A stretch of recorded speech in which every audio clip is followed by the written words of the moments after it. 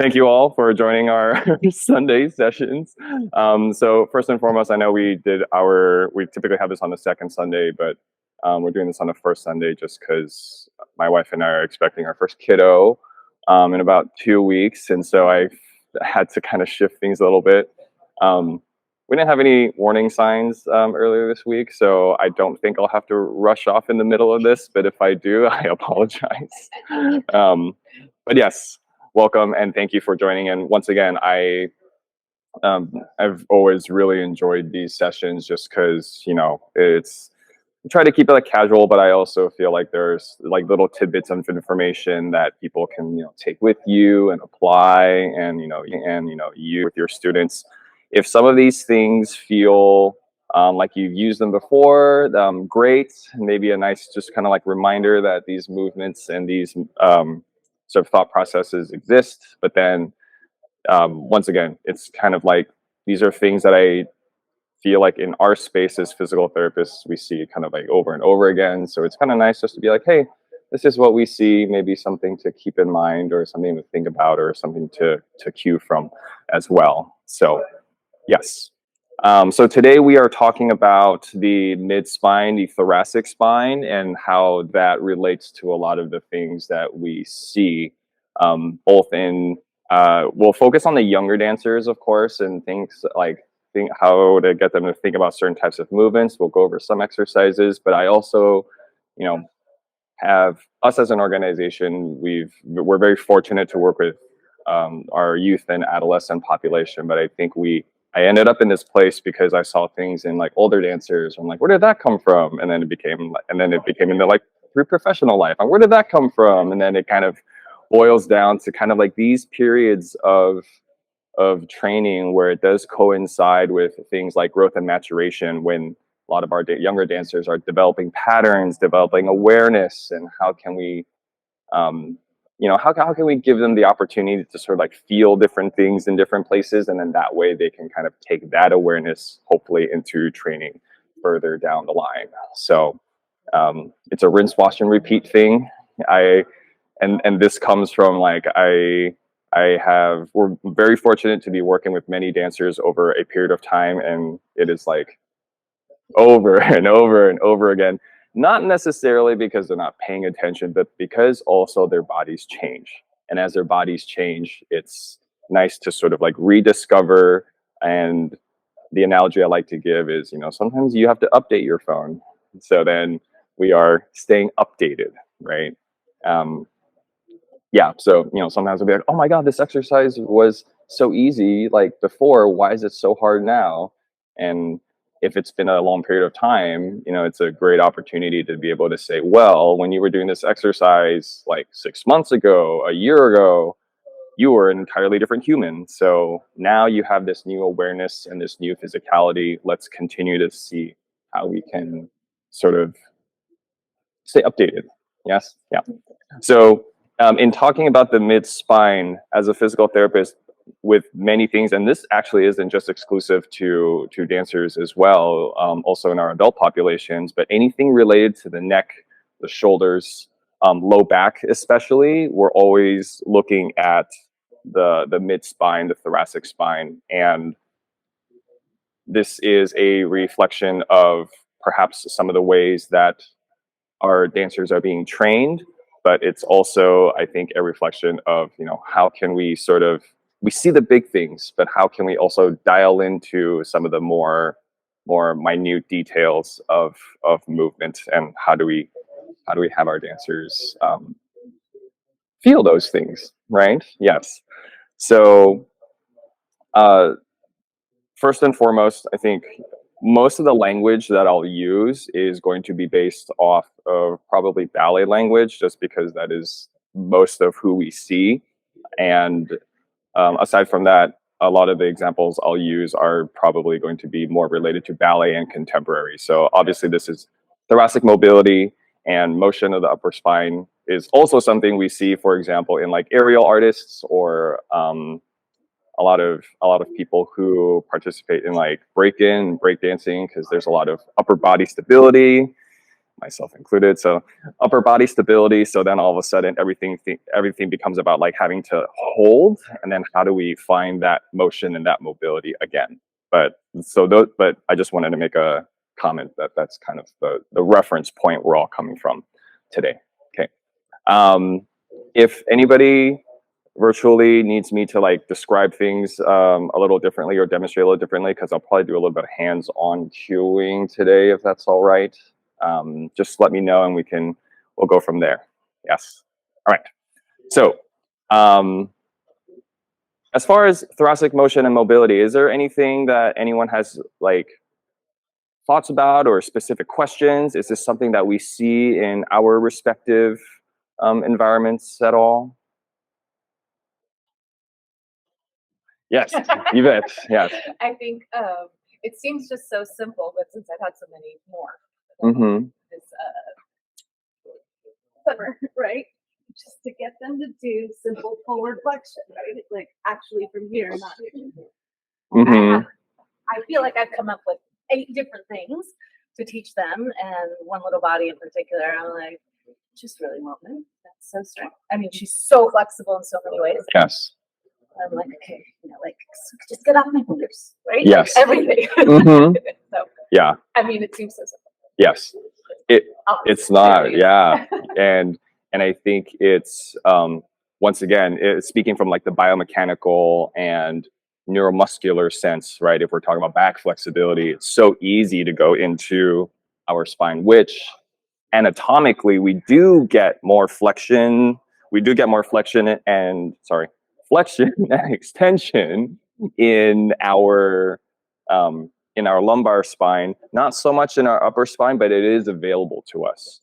But I think the important part about this is also, I'm curious to know if you've worked on things like rotation, upper spine, like mid-spine rotation as well. As much as I can. Right? Yes. Yeah, I know that's.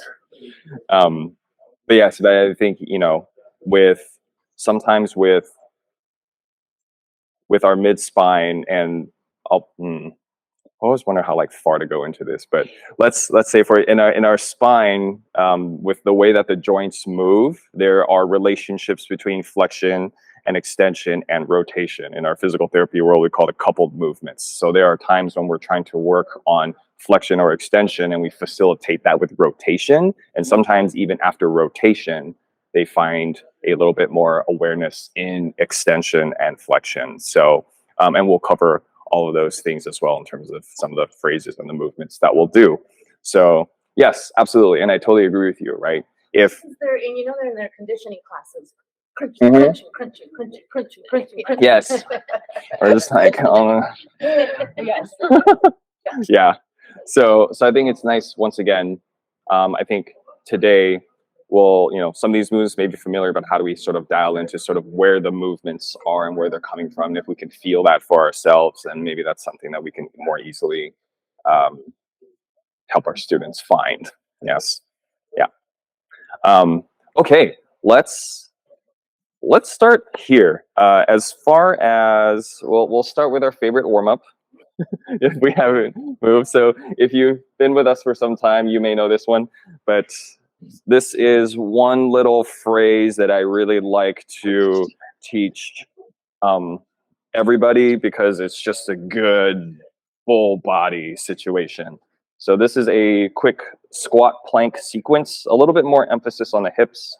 I do like this one because it is easily modifiable, right? So with some of the things we'll talk about today, I feel like we may have included some of these, but this little sequence, if you'd like to follow along, actually I'll demonstrate first so we can all see. This little sequence is going to start with our feet together in parallel.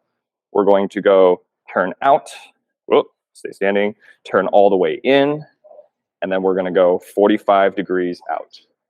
From here, we're going to go into a sumo squat. Let me not stand in front of the bar. A sumo squat. So I'm not so much in like a wide seconds trying to stay upright. I am still staying back a little bit. In a sumo squat, weight in my heels. And then I'm going to walk out into a plank, keeping my feet to where they are. I'm going to go for one push-up. Yes. And then I'm going to float my knees on top of the ground. And then I'm going to walk back and fold in on myself like I'm crawling out of a low tunnel.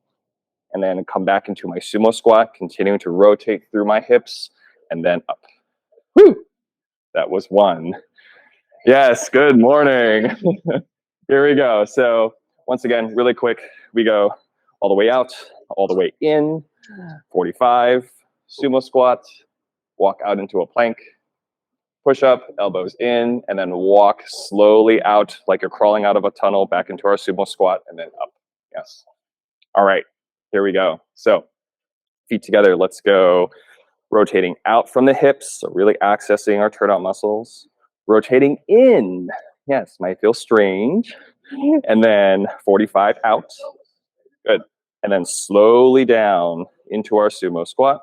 This is a nice place, especially if we're teaching our dancers sort of this idea of owning our space, right? Sometimes I ask them, like, what happens if you completely relax? It's like, ugh.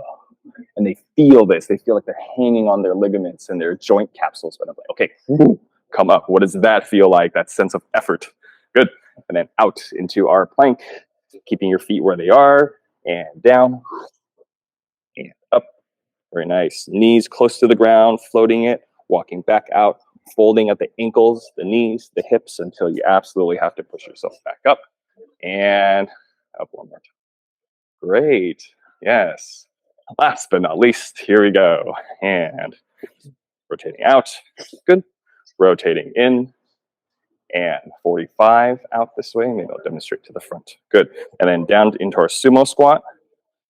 Hold. Finding that nice rotation from the hips, spiraling outwards. Weight in my heels just a little bit more than the balls of my feet. And then walking out. Keeping your rib cage lifted from the floor. And then down to one push-up. Great. Floating the knees above the ground. Crawling out of that small tunnel.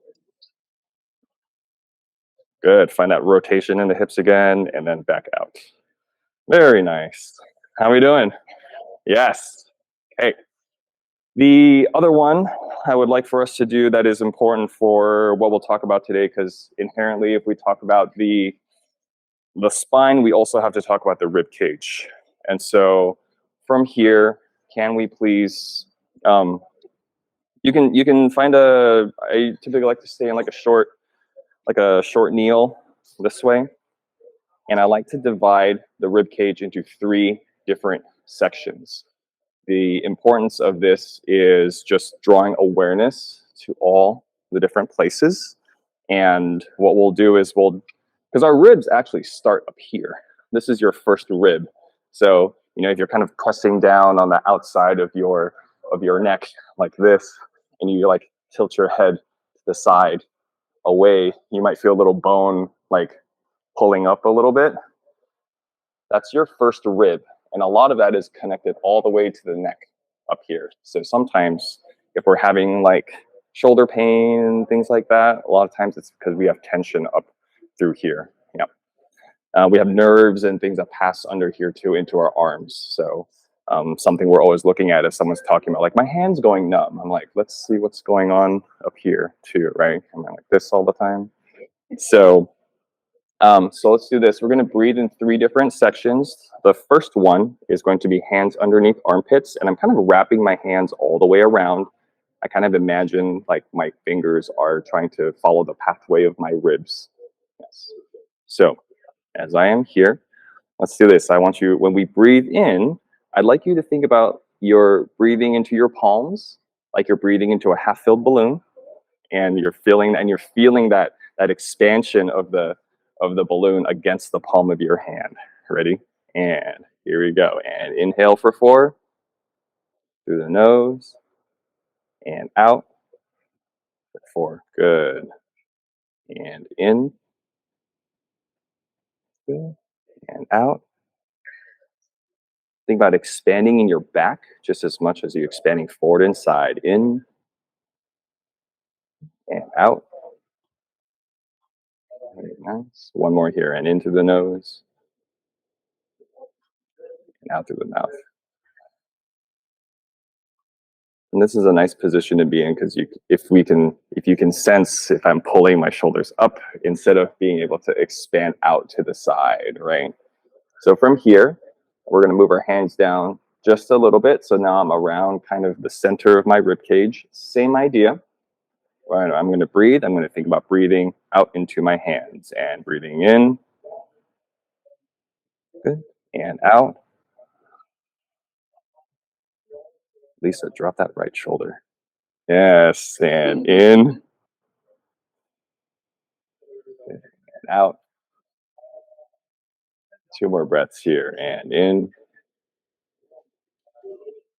And out. And 1 more through here. And in. And out. Very nice. So once again, just bring attention to the 3-dimensional sense. Last but not least, let's go the web space of your hands. So index finger all the way down to your thumb. We're going around our floating ribs. So our floating ribs are just right center. So you can feel like, no ribs there. And then here. Generally, it's kind of like the level of the belly button a little higher up. But the point really is thinking about, once again, if I'm breathing in and out, am I just thinking about breathing, doing this? Or can I think about breathing into my thumbs just as much as I'm breathing into my index fingers? So I can feel that anterior, posterior, forward and back expansion, but also to the sides as well. Here we go. And then what you might do here is everyone kind of like shrug your shoulders up really high. Okay. And then from here, just let it go. And then kind of rest your, instead of hands on hips, right? Kind of rest your hands right through here so you can feel the pressure of your fingers. Okay, now we're going to breathe against that pressure. Ready? And in. Good. So feel your rib cage. Lift your arms away all directions and out. Good. And in. Out. 2 more here and in. Out. And 1 more and in. And out. Nice. And relax. Yeah. So a nice way, I think, to just let some of, to remind ourselves, one, that we can move from all these places and it's not just like, oh, I have to, do this. Your 90s hip hop situations, But yes, just remembering about like the back space as well. Thinking about like, at least in terms of like some imagery, I like to think of, we have our shoulder blades, but underneath our shoulder blades are our ribs, and how can you open those ribs that are sitting underneath your shoulder blades too, right? So to really just draw attention to those places, I think is super important, which we will come back to. So yes. So some of you may have noticed like, oh, if I'm here, I realize, oh, I'm breathing up like this way. Like that's a nice time to think about, okay, not a shoulders back and down, but more of just a redirecting effort, right? I'm not trying to like hold down this way and then breathe that because I'm going to limit my breathing anyway. It's just more about like, hey, where's like a nice neutral position that I feel comfortable in, but redirect my effort to being able to expand outwards instead of expanding up and down this way, right? If we think about our rib cage as a cylinder, as a cylinder, I'm thinking about trying to open in these directions, because if I hold like this, and once again, this is kind of like our idea sometimes of core stability, if I'm holding this way, my only areas of expansion then become up and down, right? And up is going to be up here, down is going to be pelvic floor. And then that's why, like, if any of us have worked with pelvic floor or heard pelvic floor PTs talk, that's why breathing is huge, right? Because if I'm holding and I'm bearing down, that's where all the pressure goes. And we want to make sure we can distribute that pressure more evenly. Yes, great. Okay, so from here, let's start with cat-cows. Now, I know cat-cow exercises are pretty common in many different exercises, but let's grab our TheraBand. I like to cue for this a little differently. So here, we'll use these. Yes, great. So I'll demonstrate these ones first, but so typically, everyone just kind of do a cat-cow on your own. So if you're on your hands and your knees in that quadruped position, right? So cat-cow, first one, let's go. Sometimes I forget which one is which, or cat-camel, depending on who you're talking to, right? I imagine cat is this, but I'm also like, and I'm assuming this is a reference to the camel hump, right? Because some of them only have one hump, and so I think this is camel. Anyway, sorry. So from here, when we think of cat-cow, typically we go up, yes? And so when we go up, but then when we come down, most of the time what happens is we end up going into more of the low back, right? Which is, you know, I'm not saying this exercise is wrong. That's just kind of where we end up a lot. So we end up flexion up here. And then when we come down, we go extension. And we end up going extension in the lumbar spine. And perhaps we don't access some of our thoracic spine. So for our purposes, we are going to differentiate between the two. So if you have your TheraBand, you're going to take the TheraBand and you're going to wrap it around the level of your shoulder blades. So almost like directly down. Yes. Sometimes I think this one might slip backwards, but so the thought process is this: we have some tactile sensation on our mid back. So what we're going to do is we're going to think about pressing the TheraBand up. Yes, very nice. Oh, we okay? Yes. So pressing the TheraBand up. So I'm really focusing on flexing my my thoracic spine. Now I would like for us to focus on that same area of pull and let that be the lowest point. So I'm not sinking into my lumbar spine, but I'm thinking about being able to really access that. I do bend my elbows just a little bit, thinking about pressing my chest bone to the ground. Yes, good. So let that point of the TheraBand kind of be the lowest point as possible. Yes, and then let's go back up again. So hopefully for some of us, that feels like it kind of takes the automatic dumping into the low back out. So yeah, just focus on bringing that thoracic spine down. Yes, can we repeat that? So think about lifting up. Yeah, so up into the thoracic spine. Good. And Lisa, can I give you a quick cue? Yes. Yeah, so think about opening this side up a little bit more, actually. How are we doing? This harder? Oh, yeah. Yes. Yeah. It's like right where my curve goes. Mm-hmm. It's so... Yes, which is okay. And I think it's like, you know, how do we give those sides a little bit more effort? I see that. Yes. And then as we come down, go ahead. So think about this point. Yes. How are we doing? Yes. Got it. And I would almost say, bring your tailbone back just a little bit. So you're almost trying to keep the lumbar spine in neutral. Yeah. Yes. And just focus through here. Good. Nice. Solid. Woo. How are we doing? Nice. Suzanne, nice. Get in there.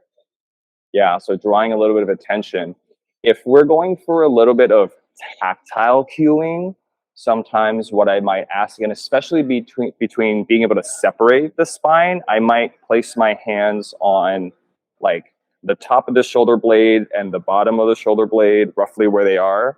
And then I'll ask the person to say, hey, can you bring these 2 points together? And then ask them to focus on that versus just like going into the low spine. Is it okay if I use you as an example? Yes. Here we go. Sure, yeah. And so, I guess just for camera's sake here, yes. This way is great, yeah. So, for example, if I'm tactilely cueing, I may say, so actually I'm going to bring the band up just a little higher, okay? Yeah, so we're like right there, great. So I might do this and this, and I'm going to say, hey, can you spread these 2 points apart? So, go up, sorry, yes. Yes, so you're almost trying to like bring your intention up here to expand. Yes, good. And then from here, can you bring these 2 points together? Yes. So if I were to be critical, not that you're doing anything wrong, I would say you almost start here, right? So bring it up again, so up this way. Okay, so how can you maintain this neutrality-ish and then bring these 2 points together. Yeah, nice. How was that? Yeah, and then bring it up, open up through here again. Good, nice. How did that feel? Felt good. I think where my intention was my chest number. Mm-hmm. In order to not. Yes, yeah. So it's almost instead of like thinking this, it's more of just like a chest like straight down, and I think that helps to kind of draw that intention together. Yes, absolutely. Flexion extension. So everyone kind of was able to kind of get an idea of that a little bit. Great. Yes. Awesome. Yes. I'm like. Mm-hmm. Do you have a suggestion to keep the lumbar spine a bit more neutral? Because it's I see with my population, it's very difficult already to make the separations between thoracic and lumbar spine. So if I will ask the tactile feedback exercise you did, it will be completely impossible because it's already difficult to differentiate between lumbar and thoracic. Aha. I'm so glad you asked that question because we're going to move to the lumbar spine next. But I think this is nice too because it gives people an awareness of where they can move from. So for same setup, but instead of doing that, we're going to place the band around the lumbar spine this way, and then I'm actually going to bring myself down this way a little bit. So then what I'm going to do here, like the yellow, sorry, I don't want to whip anybody here. The yellow band, if I'm this way, then once again, just helping them draw the difference of attention. So then here I think about not just, I know I can go this way, right? I know people will go into lumbar extension very easily, but then how do you help isolate into flexion? So from here, I cue for tailbone down, and then it's more about the tailbone moving, thinking about moving the tailbone first, and then the pelvis follows, and then from here, low back follows. So then I focus on this instead of up here. Yeah, I know that the cues are very small, but then that helps to differentiate between lumbar spine and thoracic spine. So this would be extension, where my tailbone is coming out from under me, and then I lead with my tailbone going under, and my pelvis follows, and then my spine follows. And so I draw the attention to this range of motion and this control versus just down, right? So we're really looking at moving what we said like segmentally. And that's one cue I like to give too is, let's start with your tailbone, like under, and then let the pelvis follow, and then let the bones that are attached to the pelvis and the sacrum follow. Once again, everything's definitely moving together, but it's some nice imagery and nice sequentiality to communicate. Yeah. Can we try that? So does this band feel okay? Good. Okay. So let's start with our, let's just start in like a nice sort of neutral position this way. Great. So once again, I'm going to start thinking about my tailbone is going to lead. So my tailbone starts to lead back out, and that brings my pelvis. I go into an anterior tilt. Nothing wrong with an anterior tilt. We just need to control all the spaces, and then my lumbar spine follows. And then I can focus on just that section. And then from here, I'm going to go backwards, tailbone under. Yeah, I'm losing it too. I'm going to go tailbone under, and then I can feel my pelvis then follow. And then I feel like I am pressing into the band, the pressure of the band. Yeah, cool. One more time here. So we're now in flexion, so let's bring it out to extension. The tailbone starts. And this whole time, I'm actually trying to keep my thoracic spine relatively neutral. It will move, but I'm not giving into this quite yet. Yeah. And then same thing coming on back. Let's go into tailbone under. Yes. Good. And you can sort of use that same cue again, try to bring those 2 points apart. Yeah. Great. Nice. How we doing? Yeah. And then bring it on up. Great. Yeah. So once again, bringing attention to not just going like, oh, here and then here, but that we can separate these two places. So even in a kneeling position, I can think about rocking my pelvis back and forth, which we get to the pelvic rock backs. But then I can also isolate in terms of trying to find my intention up here versus just down this way. Yeah, cool. And at some point we connect the two, but that maybe another day. Yes, any questions about those? Yeah.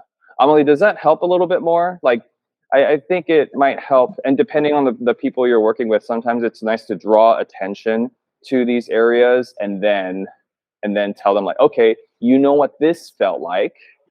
How does up here feel like? And if they have I guess like a sensation reference, then they can move from there. So yeah. Okay. So, great. Any questions? We're good? Awesome. So that was flexion extension. Let's talk a little bit about rotation. So, and I think rotation also gets really important because actually when you talk to some of our younger dancers or even like teachers, and we're thinking about trying to get our arabesque, we're often looking at how flexible our hips need to be. We're often looking at how flexible our back needs to be. But I also see that upper spine gets missed a lot. And it's actually not upper spine extension or mid spine extension. It's more so rotation. If I am in any sort of, position out this way, it's not really about this. It's about my ability to find this without also turning in my hips. So how do we, once again, like we did flexion extension, we'll talk about how do we sort of separate the two. Are we familiar with like thread the needle exercises, like these types of situations? Yes, great. So we'll build off of those. Okay. And this is where we will use our yoga blocks, shall we? Yes. So I have some over here. And we will also be using our breath. Very nice way to sort of introduce breath and also talk about this idea of effort with breath as well. Good. Hi, Lacey. How are you? Good. I'm managing 2 kiddos, so that's why I had video and you are fine. I have a 3-year-old and a 7-week-old, so congratulations on the kiddo coming. Thank you. I, this is totally not a joke, but I tell all our dance parents and some of our teachers too, I'm like, we're going to be coming to you for help now. Yes. Great. Okay. So here, I'll just kind of demonstrate the exercise and the movement we're going to talk about, but, and let's talk about this from a more like intention standpoint. So we're going to use this as a cue. The exercise we're talking about is typically with thread the needle exercises. We kind of go like in this position and like in this position. So what I'm interested in is how can we find intention in these positions here, but also connected to everything else, right? Because I do like, if I'm reaching underneath here, am I like just collapsing into the shoulder? Am I like sinking into my back? Am I passive throughout like this? I mean, as a stretch, it's fine. But how do I think about being able to move through without shifting my weight? Yes. So let's use our yoga blocks. What I'm going to have us do is I'm going to have you place it on your low back. The reason why I like doing this is because, and we'll get into this a little later, our knees are on the ground, so I'm not really going to move through. But what I'd like for us to do is we're going to place one hand, I'll demonstrate this way, one hand on our ear, and then what you're doing is you're trying to rotate up this way. When I'm in this position, I'd like to stay right on top of my knees, instead of, say, for example, shifting to the side to try to get up. So, because if I shift to the side, I inherently rotate in my pelvis, which then gives me the ability to rotate more. Yes. But if I have to shift my weight back, all of a sudden I'm like, aha, there it is. So little cues to watch out for. Okay. So if this is on my back this way, let's just everyone really quick, just do an easy 3. Just kind of rotate up. Yep. And then bring it down and rotate up. Good. And bring it down. One more time, just for funsies. Rotating up. Yes. And bring it down. Okay. The way that I like to cue for this is actually also involving the supporting arm. So what we're going to do is we're actually going to go onto our elbow this way. And the intention of this arm is actually going to be like I'm trying to slide out, but I'm holding here. The reason why we're doing this is so in this position, it's a little harder. Sometimes we end up like a little bit more crunched. But if we're here and you're sliding your elbow forward, you should feel some of your shoulders, your shoulder muscles down here activate a little bit more. We're looking at serratus anterior, okay, one of our larger supporting muscles. So I already feel a little shaky just doing this. Yes. So what is the relationship of stability and mobility? So can I find stability in this place? And same thing, we're going to hold right through here. So how do you continue sliding your elbow forward? And while you're doing that, open up. Yes. Woo! How are we doing? Yes. And bring it down. Good. And bring it up. Yes. Good. And bring it down. And one more time. And inhale. And yes. Good. Nice. Woo! How are we doing? Yeah. So it does change the effort a little bit. It changes it a lot. Yes. Can we do the other side? Yes. So here, what I'm doing, once again, I have it on my back, so I'm not shifting around too much. Once more, my elbow that's in the ground, I'm thinking about trying to slide it forward. And that way I'm starting to get some of this intention rather than here, right? If I'm supporting, I'm like, huh, like that. So this intention through my elbows in the ground, I'm trying to slide it forward, activating my serratus muscles, my serratus anterior muscles. And then from here, inhale, exhale, rotate. Continue to create that opposition between your elbow and your knee. And exhale. Good. And back down. One more time. Inhale, exhale. Yes. Great. Woo. How are we doing? Yes. Can we include breath into this now? You're like, wait a second, what? Yes. So sometimes when I think of breathing, especially in exercises like this, I kind of call it like, it's like a stretch from the inside out, right? So what we're going to do is, and this is a nice combination of effort too, right? Most people think of like stretching, they're like, oh, I should feel like loose, but really you're trying to find that effort to be in that position. So what we're going to do, I'll demonstrate this way, is you're going to find your end range. So here I'm already rotated. I'm going to take a big breath in to where I can, coming back to our 360-degree breathing. So from here, and then exhale, go a little bit more with effort, right? Oh, I'm shifting. Inhale, exhale, a little bit more. And then last one, inhale, exhale, a little bit more. So I'm not, I'm still trying to expand with what space I have. So it's not going to feel like a full breath, but you're thinking about creating space once again from the inside out. How can I use my breath to like open up a little bit and then find a little bit more rotation? And we're talking like millimeters here, but you know, a little bit adds up to a lot, Let me try this one through here. So if you're on your elbows, and let's just go 3 times each side. So let's say place your right hand on your ear. And then from here, just casually rotate to where you feel like your end range is. Great. So here, how are you spreading the space between your shoulder blades? Trying to reach up to the ceiling. Good. So from here, inhale to what's available to you. So 360 degrees. And then exhale just a little bit more. Good. Inhale there. Exhale just a little bit more. And then last one through here. Continue to slide that elbow on the ground. Exhale just a little bit more. Yes, and down.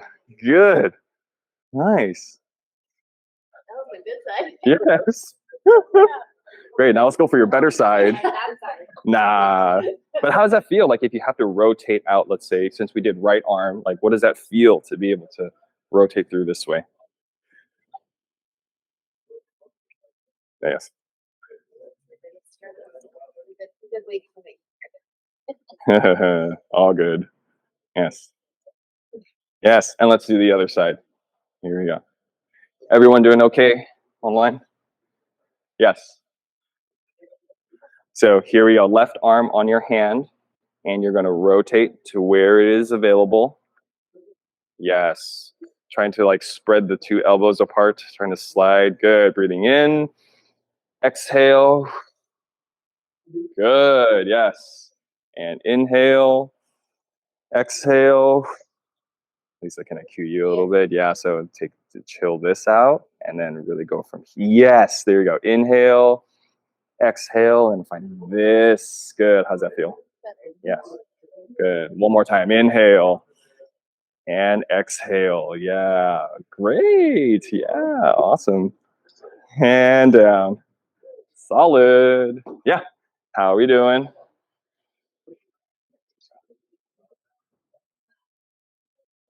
Yeah.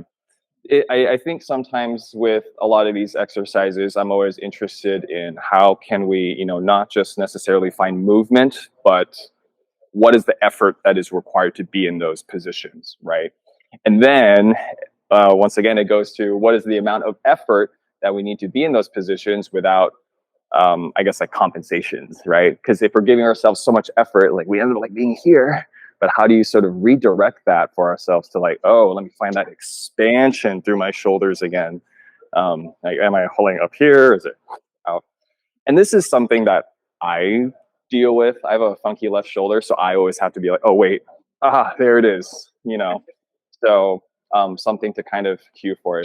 You can, once again, we were talking about first rib earlier, so you can palpate that if you're working with a student. If they're here, then their sense of stability and their sense of stability and perhaps their sense of safety is here. And how do you give them the opportunity to, oh, that's what we can do through there. Yes, good. Rotation. Now, let's continue on with rotation. So once again, we were in this position where we were able to kind of lock out our hips, so it's not like rotating as much. So what happens when